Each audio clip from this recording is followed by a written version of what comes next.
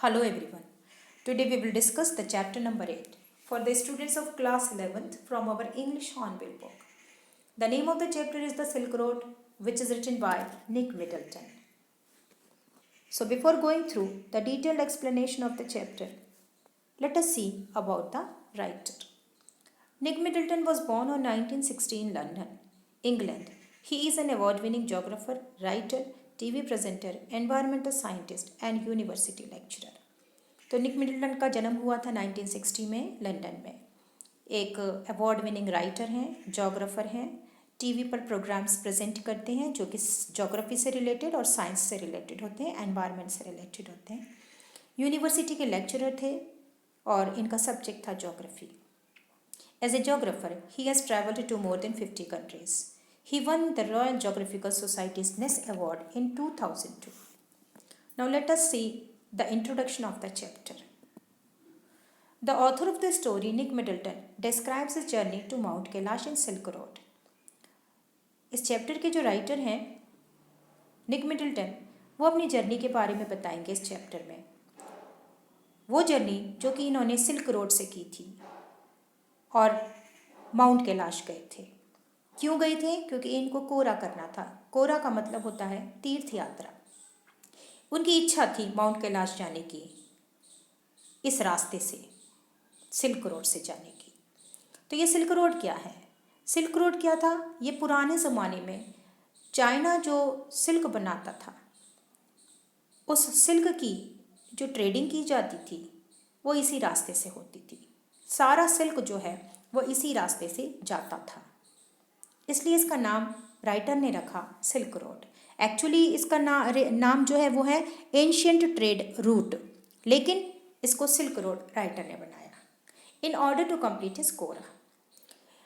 तो जब ये माउंट कैलाश जा रहे थे तो इन्होंने अपने साथ एक ड्राइवर लिया जिसका नाम था शैतान, क्योंकि रास्ता बहुत डिफ़िकल्ट था, काफ़ी ऊंचाई पर जाना था और उनको एक अच्छे ड्राइवर की ज़रूरत थी जो उनको वहाँ तक ले जाए। इसलिए उन्होंने अपने साथ एक ड्राइवर लिया जिसका नाम था शैतान। जब वो जर्नी के लिए जा रहे थे, जिस जगह से वो निकल रहे थे, ही वॉज पार्टिंग विद लामो। वो लामो से दूर हो रहे थे। लामो एक लेडी हैं, वो उससे दूर हो रहे थे। तो लामो ने उन्हें एक गिफ्ट प्रेजेंट किया, क्योंकि वो ऐसी जगह जा रहे थे जहाँ बहुत ठंड होती है। वो गिफ्ट थी a long sleeved sheepskin coat. Writer अकेले थे, तो in order to get companionship the author takes Daniel with him. Author ने डैनियल को अपने साथ ले लिया था, with him till Darchen. Daniel इनके साथ डार्चन तक गए। डार्चन जो कि रास्ते में पड़ता है माउंट कैलाश के बीच में। तो ये 3 लोग थे, शैतान, राइटर और Daniel. Let us move on to the detailed explanation of the chapter. A flawless half moon floated in a perfect blue sky in the morning. We said our goodbyes. Writer अपनी journey शुरू कर रहे हैं और कह रहे हैं कि सुबह का समय था और नीले आसमान में आधा मून, हाफ मून फ्लोट कर रहा था और फ्लॉलेस था। फ्लॉलेस का मतलब होता है साफ सुथरा दिखाई दे रहा था। जैसे आप इस पिक्चर में देख रहे हैं, हाफ मून दिख रहा है और बिल्कुल क्लियर दिखाई दे रहा है। तो फ्लॉलेस था, क्लियर हाफ मून फ्लोट कर रहा था। सुबह का समय था और हमने अपनी जर्नी के लिए गुड बाय कहा लोगों को। Extended banks of clouds like long French loaves glowed pink as the sun emerged to splash the distant mountain tops with a rose tinted blush. Tinted blush. अब ये tinted blush क्या है? tinted blush का मतलब है एक colour को बिखेरना, colour बिखेर रही थी। अब यहाँ पर राइटर ने जो बात कही है उसमें उसने फ्रेंच लोव्स वर्ड यूज़ किया है। ये फ्रेंच लोव्स क्या है?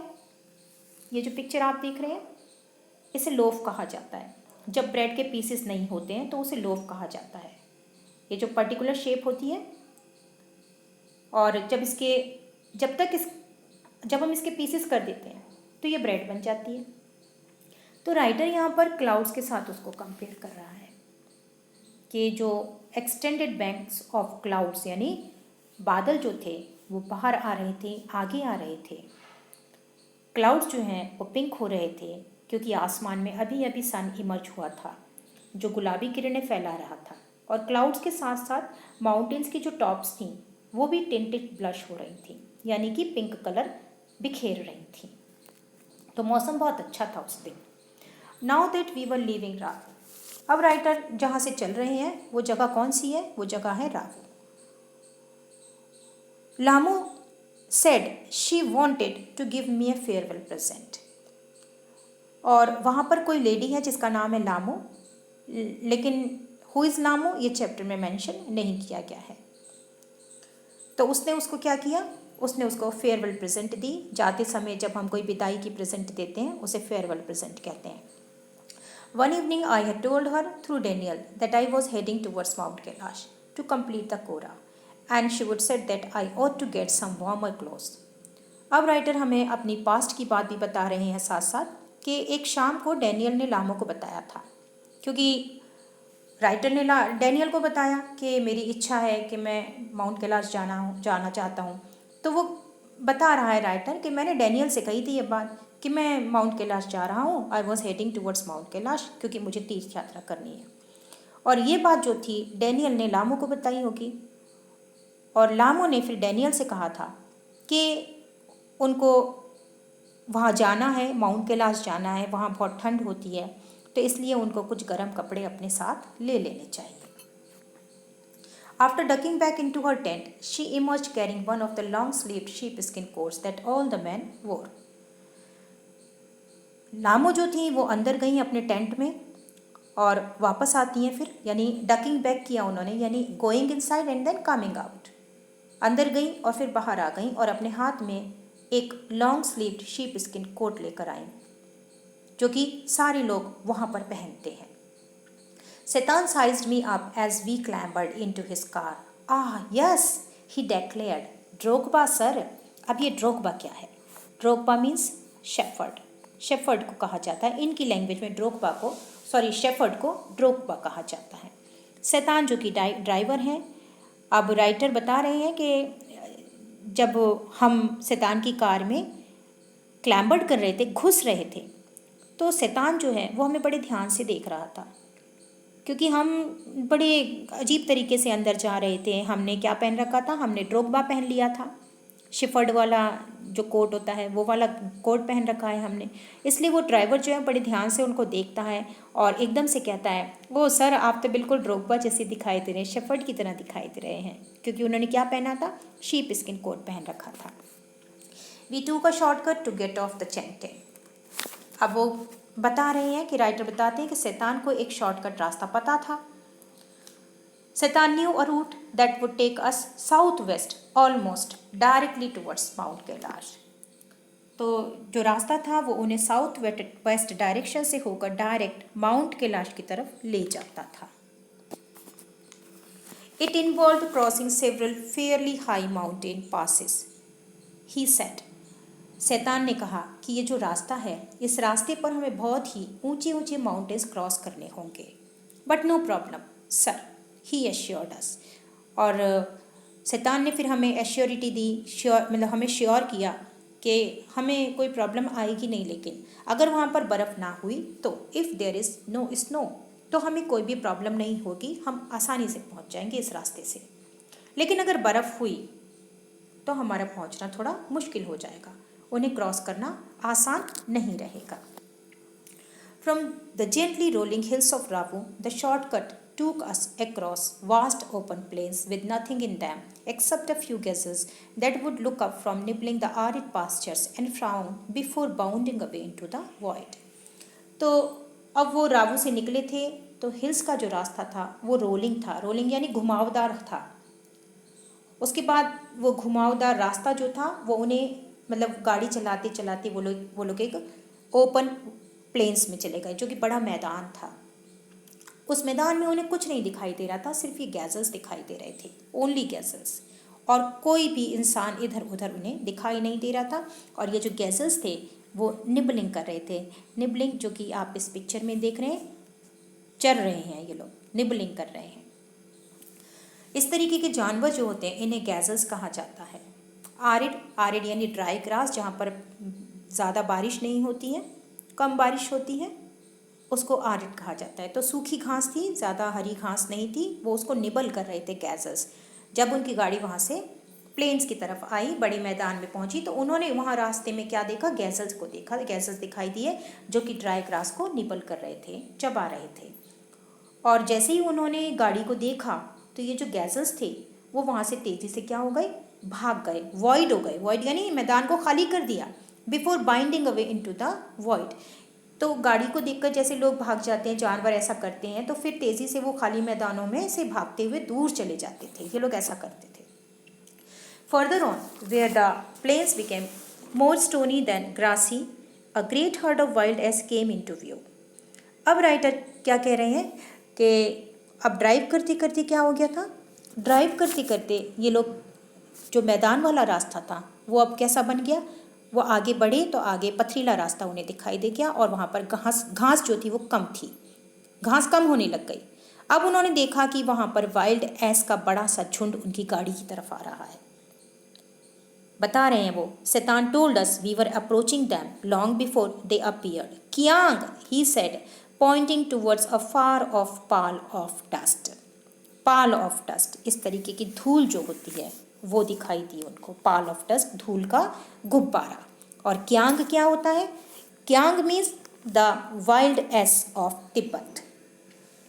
ड्राइवर जब पथरीले रास्ते पर पहुंचे तो उनको रास्ता पहले ही से मालूम था और इसलिए उन्होंने क्या कहा, उन्होंने कहा, एकदम पॉइंट करके कहा कि देखो क्यांग आ रहे हैं। क्यांग यानी वाइल्ड एस की तरफ इशारा करके कहा कि वो क्यांग है, वो क्यांग आ रहे हैं। जिस डायरेक्शन से वो वाइल्ड एस आ रहे थे वहाँ बहुत ज़्यादा धूल थी।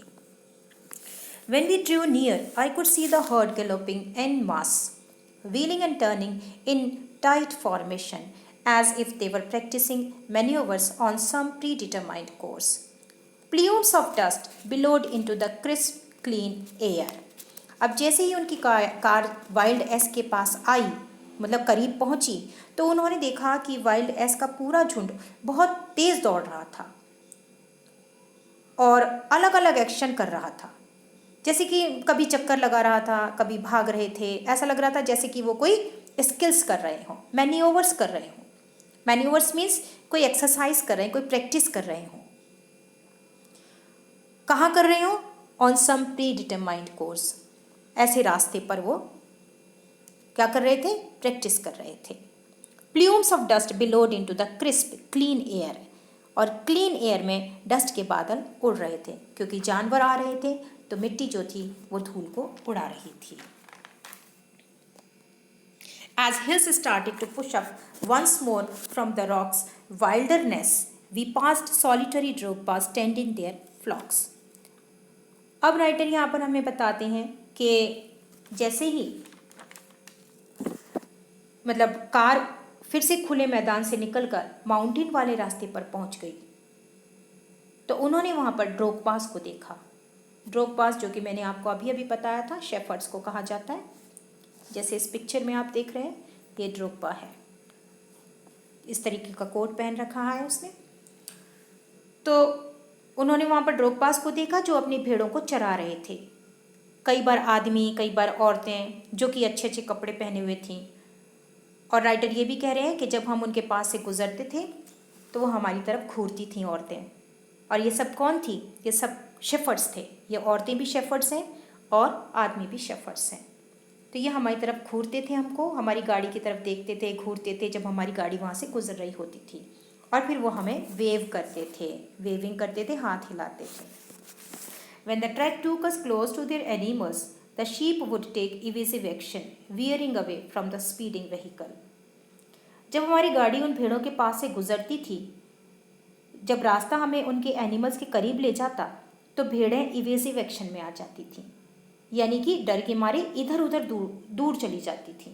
Evasive means trying to escape, और अपना रास्ता बदल लेती थी, वियरिंग कर लेती थी। वियरिंग यानी रास्ते को टर्न कर लेना, change direction suddenly.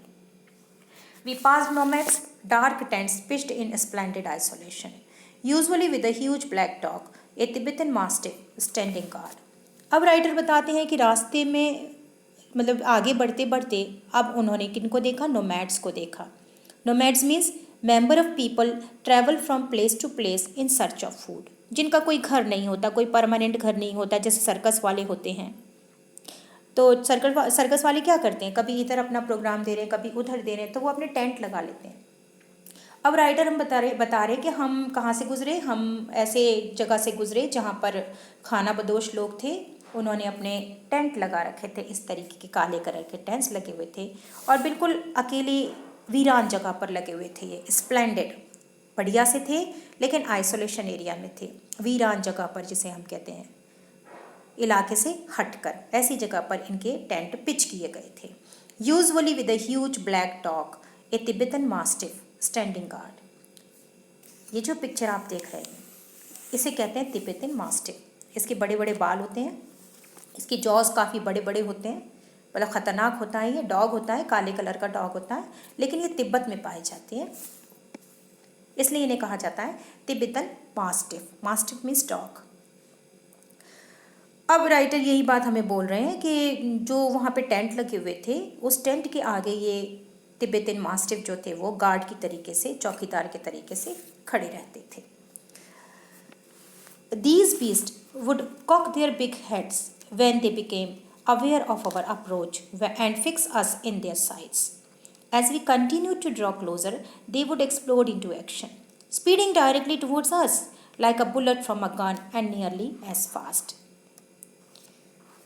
These beasts, ये जानवर जो हैं, जब ये देखते थे, किनको देखते थे, उन लोगों को, गाड़ी में बैठे हुए लोगों को देखते थे। जब वो गाड़ियाँ वहाँ से गुजरती थी तो ये क्या करते थे, वो अलर्ट हो जाते थे और अपने सिर को घुमा लेते थे।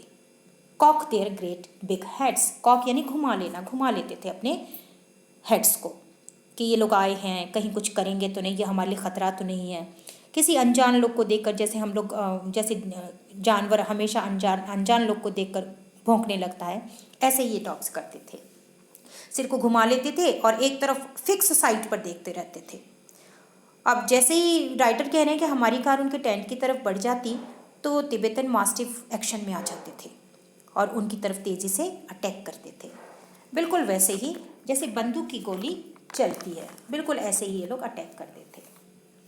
दीज शैगी मॉन्स्टर्स, शैगी क्या होता है, शैगी यानी बड़े लंबे बालों वाला, ये शैगी, इसको मॉन्स्टर कहा है इस जानवर को। यहाँ पर राइटर ने यहाँ पर तिब्बतन मास्टिफ के बारे में डिटेल्स में बताया जा रहा है, क्योंकि एग्ज़ाम में क्वेश्चन आ जाता है, तिब्बतन मास्टिफ के बारे में पूछा जाता है। किसी कैरेक्टर के बारे में ना पूछें लेकिन इसके बारे में ज़रूर पूछते हैं। These shaggy monsters blacker than the darkest night, बहुत ही काले होते हैं ये जो जानवर हैं, उसके बारे में कह रहा है इतने काले होते हैं कि जो सबसे डार्क नाइट होती है ना, उससे भी ज़्यादा डार्क होते हैं ये, उससे भी ज़्यादा काले होते हैं, जो रात से भी ज़्यादा काले थे।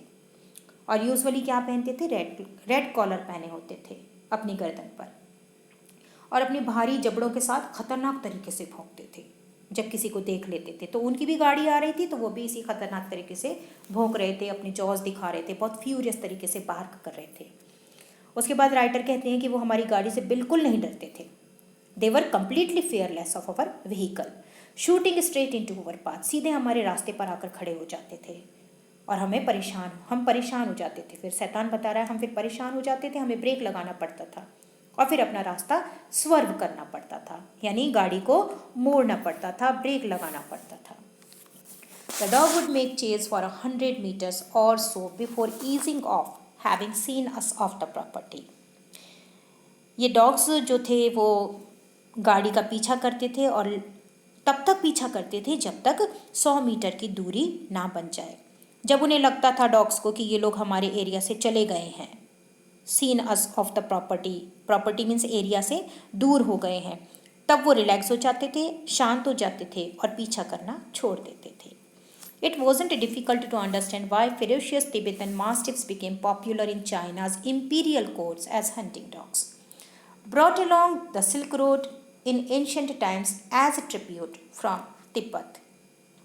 अब निक यहाँ पर ये भी कह रहे हैं, यानी राइटर जो है वो ये भी कहते हैं कि उन डॉग्स का ये बिहेवियर देखकर उनके लिए ये जानना डिफ़िकल्ट नहीं था कि जो एंशियंट चाइना है वहाँ पर इन डॉग्स को हंटिंग डॉग्स की तरह क्यों रखा गया था, और जो रॉयल कोर्ट्स थे वहाँ पर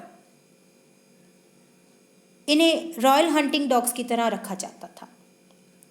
ये कहा जाता है कि इन्हें सिल्क रोड से लाया गया था एज अ ट्रिब्यूट, ट्रिब्यूट यानी भेंट के तरीके से इन्हें लाया गया था तिब्बत से। By now we could see snow capped mountains gathering on the horizon. अब इनकी गाड़ी जैसे जैसे आगे बढ़ रही थी तो राइटर कह रहे हैं कि अब जो रास्ता था वो माउंटेन्स वाला आ चुका था। अब बर्फ़ से ढके पहाड़ उनको दिखाई दे रहे थे, वो देख सकते थे। स्नो कैप्ड माउंटेन्स दिखाई दे रहे थे, जो कि वहाँ जो सूरज निकल रहा था, होराइजन कर रहा था। होराइजन यानी सनराइज करता है माउंटेन्स के बीच में से, उसको हम होराइजन कहते हैं। We entered a valley where the river was wide and mostly clogged with ice, brilliant white and glinting in the sunshine. फिर वो बता रहे हैं कि हम एक वैली में एंटर कर गए और वहाँ उन्होंने एक नदी देखी जिसमें बहुत सारी बर्फ़ थी और नदी जो थी बर्फ़ से पूरी ढक चुकी थी। वो बर्फ़ एकदम वाइट थी और धूप की रोशनी से चमक रही थी। इन द सनशाइन, ग्लिंटिंग यानी चमक रही थी। The trail hugged it's bank. फिर राइटर बताते हैं कि जब हम धीरे धीरे ऊंचाई पर पहुंच रहे थे तो वो जो नदी है वो भी किनारों को छूती हुई टेढ़ी मेढ़ी चलती थी, मिंडियरिंग करती थी। मिंडियरिंग का मतलब है टेढ़ा मेढ़ा जो रास्ता होता है। जब हम ऊपर की तरफ चढ़ते हैं तो हमारा जो नीचे की तरफ जो नज़ारा होता है वो थोड़ा चेंज हो जाता है। तो वो बता रहे हैं कि वो जो नदी है वो मियंडिंग कर रही थी, किनारों को छूती हुई टेढ़ी मेढ़ी चलती थी और नदी का जो रास्ता था वो मियंडरिंग था, ट्विस्टेड था। जैसे जैसे ऊंचाई बढ़ रही थी और ये हायर लेवल पर पहुंच रहे थे तो नीचे की जो वैली थी उसके किनारे भी छुपते चले गए और वो छोटे दिखने लग गए। The turns became sharper and the ride bumpier. Shaitan now in third gear as we continued to climb. अब यहाँ पर राइटर हमें बता रहे हैं कि जो मोड़ था, जो टर्न्स थे वो बहुत ज़्यादा शार्प हो चुके थे। अब ख़तरनाक रास्ता था और झटके दे रही थी हमारी गाड़ी, क्योंकि बम्पियर थी। राइड जो थी वो बम्पियर क्यों हो गई? क्योंकि बम्प्स थे, वहाँ ऊंचे ऊंचे बम्प्स थे। और जैसे जैसे वो ऊपर चढ़ रहे थे तो शैतान ने अपनी गाड़ी के जो गियर थे वो थर्ड गियर में ले लिया अपनी गाड़ी को। रास्ता बर्फीला था, बर्फीली नदी थी। रास्ता जो था बर्फीली नदी से दूर हो गया था और धीरे धीरे जो रास्ता था वो ढलानों पर चढ़ने लग गए और बड़ी बड़ी चट्टानों से भरा हुआ था ये रास्ता। The track moved away from the icy river. वो ट्रैक जो था यानी रास्ता जो था वो आइसी रिवर पर पहुंच गया, जो बर्फ़ से ढकी हुई रिवर थी। यानी अब सड़क कैसी थी? आइसी हो चुकी थी उनकी। अब यहाँ पर गाड़ी चलाना बहुत डिफ़िकल्ट था। लेबरिंग थ्रू स्टीपर स्लोप्स आ गए थे। दैट स्पोर्टेड बिग रॉक्स डाउड मीन ढकी हुई थी, यानी बर्फ़ जो थी वो पूरी रॉक्स के ऊपर भी ढकी हुई थी। With patches of bright orange lichen, और चट्टानें जो थीं वो संतरे के कलर की हो गई थी और पूरी की पूरी ढकी हुई थी। Beneath the rocks, hunks of snow clung in the near permanent shade. I felt the pressure building up in my ears. अब राइटर जो थे जैसे जैसे ऊंचाई पर जा रहे थे तो वो अपने एक्सपीरियंस के बारे में बता रहे हैं कि मेरे कान जो थे उनके अंदर इतना प्रेशर आ गया था कि वो बंद हो गए थे कान मेरे, क्योंकि ऑक्सीजन लेवल ऊपर जाकर कम हो जाता है। हेल्ड माई नोज़, मैंने अपनी नोज़ को हाथ में लिया, मतलब पकड़ा नोज़ को, और मैंने छींक मारी ज़ोर से, स्नॉट किया और मैंने अपनी नाक को साफ किया। Beneath the rocks, इस तरीके की थी rocks. So here I have completed the first part of the chapter.